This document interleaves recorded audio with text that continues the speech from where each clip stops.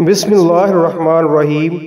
رسول اللہ صلی اللہ علیہ وسلم کے ساتھ سفر میں تھے۔ روزہ کی حالت میں نبی کریم صلی اللہ علیہ وسلم نے ایک صاحب بلال رضی اللہ عنہ سے فرمایا کہ اتر کر میرے لیے ستو گھول لے۔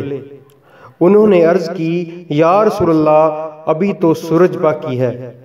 آپ صلی اللہ علیہ وسلم نے پھر فرمایا کہ اتر کر ستو گھول لے۔ اب کی مرتبہ بھی انہوں نے عرض کیا کہ یا رسول اللہ، ابھی سورج باقی ہے، لیکن آپ کا حکم اب بھی یہی تھا کہ اتر کر میرے لیے ستو گھول لے۔ پھر آپ صلی اللہ علیہ وسلم نے ایک طرف اشارہ کر کے فرمایا، جب تم دیکھو کہ رات یہاں سے شروع ہو چکی ہے تو روزہ دار کو افطار کر لینا چاہیے۔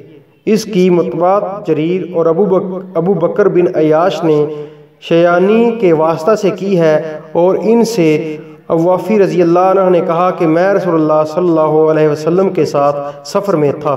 حدیث نبوی صلی اللہ علیہ وسلم، صحیح بخاری شریف۔